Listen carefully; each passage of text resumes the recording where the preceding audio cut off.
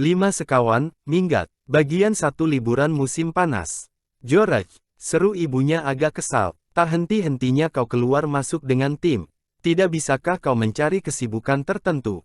Tenanglah sedikit, ibu perlu istirahat. Sebentar, maaf, Bu, jawab Georgina. Dipegangnya kalung leher Tim, melarang anjing itu melompat. Lompat lagi, aku kesepian, karena Anne beserta kedua abangnya tidak ada. Rasanya tak sabar lagi menunggu besok. Sudah 3 minggu aku tak melihat mereka. Georgina bersekolah seinternat semacam asrama, dengan Anne, dalam liburan, ia biasanya berkumpul dengan saudara sepupunya itu, serta kedua abang Anne, yaitu Julian dan Dick. Dan kalau keempat anak itu sudah bergabung, macam-macam pengalaman mereka yang mengasyikkan. Saat itu sedang masa liburan musim panas. 3 minggu sudah berlalu. Anne, Dick dan Julian ikut bepergian dengan orang tua mereka. Georgina tidak turut pergi, karena orang tuanya merasa rindu pada putri mereka itu. Selama masa sekolah, ia tinggal di internat. Jadi kesempatan bertemu hanya dalam liburan saja. Dan kini ketiga saudara sepupunya akan datang besok. Selama sisa liburan, mereka akan menginap di rumah Georgina, di Pondok Kirin. Wah, pasti asyik apabila mereka sudah di sini, kata Georgina. Itu nama sebenarnya, tetapi sehari-hari ia dipanggil dengan nama George. Pasti asyik. Tim, bagaimana pendapatmu, Wolf? Jawab Tim sambil mengibas-ngibaskan ekor. George mengenakan baju kaos dan celana pendek. Seperti seorang anak laki-laki saja. Kelihatannya, ia memang kepingin sekali jadi anak laki-laki. Ia bahkan tak mau menjawab apabila dipanggil dengan namanya yang sebenarnya, Georgina. Karena itu ia dipanggil George oleh setiap orang. Sekarang ia sedang kesepian, karena harus bermain sendirian selama minggu-minggu pertama liburan. Dulu aku senang hidup sendirian, kata anak itu pada anjingnya, yang seolah-olah mengerti setiap perkataan yang diucapkan oleh tuannya itu. Tapi sekarang aku sadar bahwa sikapku itu tolol. Lebih enak berkumpul ramai-ramai dan bergaul dengan teman-teman. Lebih asyik jika melakukan segala sesuatu bersama-sama. Tim memukul-mukul lantai dengan ekornya. Tentu saja ia juga senang bermain-main dengan ketiga saudara sepupu tuannya itu. Ia juga sudah rindu pada Julian, Dick dan Anne. George mengajak Tim pergi ke pantai. Sambil menudung mata dengan tangan untuk menahan silau cahaya matahari, George memandang ke arah mulut teluk yang terbentang di depannya. Di tengah nampak sebuah pulau kecil berbatu-batu, seolah-olah menjaga jalan masuk ke teluk. Di atas pulau itu terdapat sebuah puri kuno yang sudah meruntuh. Kami akan berkunjung lagi ke tempatmu, Pulau Kirin, kata George setengah berbisik pada dirinya sendiri. Selama musim panas ini aku belum sempat, karena perahuku sedang diperbaiki. Tapi tak lama lagi akan sudah siap, dan kau akan kudatangi. Aku akan berkeliaran lagi dalam puri. Tim, masih ingatkan pada pengalaman-pengalaman kita musim panas yang lalu di Pulau Kirin. Tentu saja Tim masih ingat. Ia ikut masuk ke dalam ruangan-ruangan bawah tanah yang terdapat di dasar pulau itu, di bawah lantai puri. Ia membantu anak-anak menemukan harta karun di sana. Ia pun ikut mengalami kejadian-kejadian mengasyikkan, bersama keempat anak yang disayanginya. Karena itu Tim menggonggong. Kau ingat, Tim, ujar George sambil menepuk-nepuk kepala anjing itu. Pasti asyik kalau kita ke sana lagi. Dan kita akan turun lagi ke ruangan bawah tanah, ya. Wah, masih ingat betapa Dick menuruni lubang sumur untuk menyelamatkan kami. Hati George berdebar keras, karena terkenang kembali pada kejadian-kejadian yang mereka alami tahun lalu. Ia semakin ingin hari cepat-cepat berganti, karena besok ketiga teman, yang juga saudara sepupunya akan datang. Mudah-mudahan ibu akan mengizinkan kita menginap seminggu di pulau, pikir George. Pasti akan sangat menyenangkan, tinggal di pulauku sendiri. Pulau itu memang kepunyaan George. Sebenarnya milik ibunya, tetapi 2 atau 3 tahun yang lalu ibunya itu mengatakan bahwa George boleh memilikinya. Sekarang George merasa, pulau itu memang benar-benar kepunyaannya. Ia beranggapan bahwa semua kelinci yang hidup di sana kepunyaannya, begitu pula halnya dengan burung-burung serta marga satwa lainnya. Kalau mereka sudah datang, aku akan mengusulkan untuk tinggal di sana seminggu. Pikirnya Ye bergairah. Kita akan berbekal makanan serta keperluan hidup lainnya, lalu Hidup menyendiri di sana. Wah, rasanya nanti pasti seperti Robinson Crusoe. George sangat mengagumi tokoh cerita itu, seorang laki-laki yang hidup sebatang kara selama bertahun-tahun di sebuah pulau terpencil. Keesokan harinya ia berangkat dengan kereta kuda ke stasiun, menjemput ketiga saudaranya yang datang hari itu.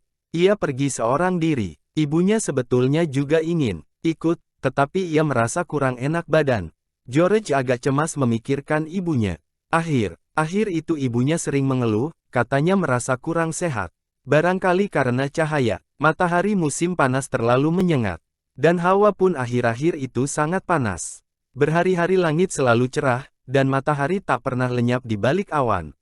Bagi orang Inggris yang lebih biasa pada langit mendung, sinar matahari yang terlalu terik bisa menimbulkan penyakit. Kulit tubuh George sudah menjadi coklat tua karena terbakar sinar matahari. Matanya yang biru cerah, semakin menyolok kelihatannya dibandingkan dengan warna kulit mukanya yang coklat itu. Rambutnya yang semula sudah pendek, dipotong lebih pendek lagi sekarang. Benar-benar sukar menebak, apakah George seorang anak perempuan atau laki-laki. Tentu saja bagi orang yang tak mengenalnya. Sedang sanak, saudara dan kenalan-kenalannya tahu bahwa George seorang anak perempuan, yang ingin jadi laki-laki. Kereta api masuk ke stasiun. Nampak tiga pasang tangan melambai-lambai keluar dari sebuah jendela. George berseru girang, "Julian, Dick, Anne, Rory, akhirnya kalian datang juga." Ketiga anak itu berlompatan turun dari gerbong tempat mereka duduk. Julian memanggil tukang pengangkat barang. "Koper-koper kami di gerbong penjaga kereta," katanya pada tukang itu. Sudah itu ia berpaling memandang saudara sepupunya yang menjemput. "Halo George, apa kabar?" "Wah, bertambah besar kau sekarang." Bukan George saja yang bertambah besar, tetapi mereka semua. Umur mereka memang sudah bertambah setahun, sejak mereka mengalami kejadian-kejadian yang mendebarkan hati di Pulau Kirin. Bahkan Anne, yang paling muda di antara mereka berempat, sudah tidak lagi kelihatan seperti anak kecil. Dengan gembira anak itu merangkul George. Begitu gembiranya, sehingga saudara sepupunya nyaris terjatuh. Ribut sekali keempat anak itu. Menyatakan kegembiraan berjumpa kembali. Bahkan Tim pun ikut-ikut ribut, menggonggong tanpa henti. "Kereta api kami tadi, rasanya pelan sekali jalannya. Seolah-olah takkan pernah sampai kemari." "Wah, Tim, kau masih sama saja seperti dulu." "Waf, waf, waf." Bukan George yang ngomong, tetapi Tim. Ibu menyesal, tidak bisa ikut menjemput. Ia merasa kurang enak badan. "Wah, George, coklat benar warna kulitmu sekarang. Pasti kita akan bisa bermain-main lagi dengan asyik." "Waf, waf." Tim lagi yang ikut-ikut bicara. "Jangan berisik, Tim. Ayo, jangan meloncat-loncat.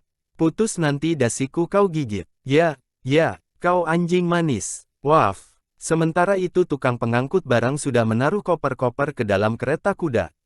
George mendecakkan lidah, dan kereta mereka pun mulai bergerak ditarik kuda.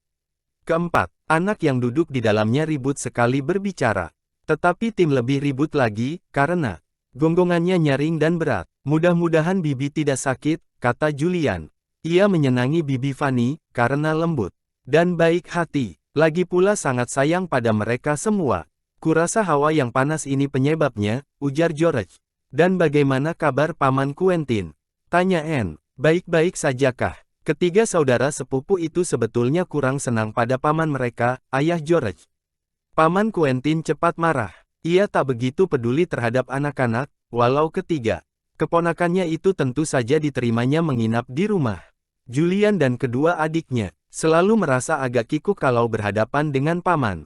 Mereka lebih senang apabila tidak perlu berurusan dengannya. "Ayah biasa-biasa saja," kata George dengan riang. Ia hanya agak khawatir melihat kesehatan ibu. "Ayah biasanya tak begitu peduli apabila ibuku sehat dan gembira. Tapi, begitu ibu mengeluh dan merasa kurang enak badan, ayah cepat bingung. Jadi kalian harus hati-hati sedikit dengannya. Kalian tahu sendiri bagaimana wataknya kalau sedang repot atau bingung. Tentu saja anak-anak mengetahuinya. Kalau sedang ada sesuatu yang tidak beres, lebih selamat apabila Paman Quentin dijauhi." Tetapi hari itu, bahkan bayangan paman yang Pengomel pun tak bisa menyuramkan perasaan anak-anak yang sedang bergembira. Mereka naik kereta kuda, menuju ke Pondok Kirin. Mereka sedang berlibur. Sebentar lagi mereka akan sampai di tepi laut. Tim yang mereka sayangi semua ada di dekat mereka. Segudang pengalaman yang mengasyikkan akan mereka alami di situ. Kita juga akan ke Pulau Kirin, George. Tanya Anne. Kita ke sana yuk. Sejak musim panas yang lalu, kita tak pernah ke sana lagi. Selama liburan musim panas, dan kemudian, pada hari-hari raya Paskah, cuaca terlampau buruk. Tapi sekarang cerah sekali. Tentu saja kita akan ke sana, kata George dengan mata bersinar-sinar riang. Kau mau tahu niatku tadi? Kurasa asyik sekali bila kita bisa menginap di Pulau Kirin selama seminggu. Kita sekarang sudah lebih besar, jadi kurasa pasti akan diizinkan oleh ibu. Apa katamu, menginap di pulaumu selama seminggu? Seru Anne. Wah, kalau benar-benar diperbolehkan, ASYIK. Bukan pulauku, tapi pulau kita, ujar George berbahagia. Kau tak ingat lagi, dulu, kan sudah kukatakan bahwa Pulau Kirin kita bagi 4. Kita miliki bersama-sama. Aku tak main-main. Pulau itu kepunyaan kita bersama, bukan milikku seorang diri. Bagaimana dengan tim? Usul Anne. Dia tidak ikut kebagian. Apakah kita tidak bisa membagi pulau menjadi 5 bagian, supaya dia juga turut memiliki? Dia bisa turut memiliki bagianku, ujar George. Sementara itu kereta mereka sudah sampai di puncak Bukit Batu. George menghentikan kuda. Keempat anak itu, dan juga tim, memandang ke arah teluk yang biru airnya. Itu dia, Pulau Kirin, kata George. Pulau yang indah. Aku sudah tak sabar lagi, ingin lekas-lekas ke sana. Selama ini aku tak sempat, karena perahuku sedang dibetulkan. Kalau begitu kita bisa pergi beramai-ramai, ujar Dick. Apakah kelinci-kelincinya masih tetap jinak seperti dulu? Dengan segera tim menggonggong. Begitu mendengar perkataan, kelinci, ia selalu ribut. Percuma saja kau ribut-ribut mendengar kata kelinci, Tim, ujar George. Kau kan tahu, kelinci-kelinci di Kirin tak boleh kau jadikan perburuan. Seketika itu juga ekor Tim yang semula mengibas-ngibas dengan bersemangat, berpindah tempat ke sela kaki-kaki belakangnya.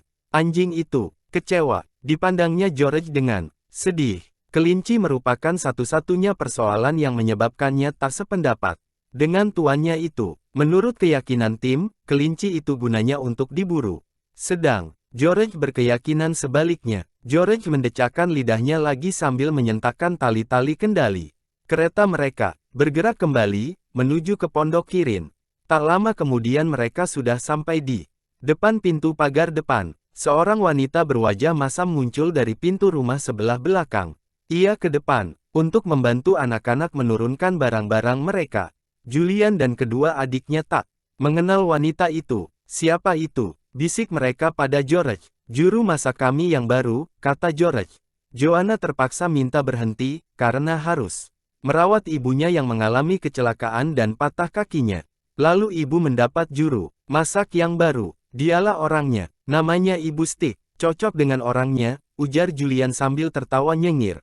Wanita itu berbadan kurus, seperti tongkat. Sedang Stick artinya juga tongkat. Tapi mudah-mudahan ia tak terlalu lama bekerja pada kalian. Mudah-mudahan saja Joanna bisa bekerja lagi di sini. Aku lebih senang pada Joanna yang gemuk. Ia juga sayang pada Tim. Ibu Stick juga punya seekor anjing, kata George. Anjing itu jahil. Badannya lebih kecil dari Tim. Kelihatannya seperti tak pernah diurus. Tim tidak suka padanya. Di mana dia? Tanya Anne sambil memandang berkeliling. Tinggalnya selalu di dapur. Tim tak boleh dekat-dekat, kata George. Untung saja, sebab kalau tidak kurasa anjing itu pasti akan habis ditelan oleh Tim. Anak-anak tertawa mendengar lelucon itu. Sementara itu barang-barang sudah selesai diturunkan dari kereta. George pergi ke tempat menaruhkan kereta, sedang ketiga saudara sepupunya masuk ke rumah untuk mengucapkan salam pada paman dan bibi mereka. Nah, apa kabar? Ujar bibi Fanny sambil tersenyum. Ia sedang berbaring di kursi panjang. Sayang aku tadi tak bisa ikut menjemput. Paman Quentin sedang jalan-jalan. Sebentar, kalian pergi saja ke atas untuk membersihkan badan dan berganti pakaian. Sudah itu kita akan minum teh. Julian dan Dick pergi ke kamar tidur yang disediakan untuk mereka. Kamar itu miring. Langit-langitnya, karena terletak di bawah atap. Dari jendela, mereka bisa memandang ke Teluk Kirin. Sedang Anne sekamar dengan George, di sebuah kamar tidur yang ukurannya agak lebih kecil. Senang hati mereka, karena berada kembali di Kirin. Mereka akan bisa bersenang-senang selama liburan, bersama George. Dan tentu saja bersama tim yang kocak.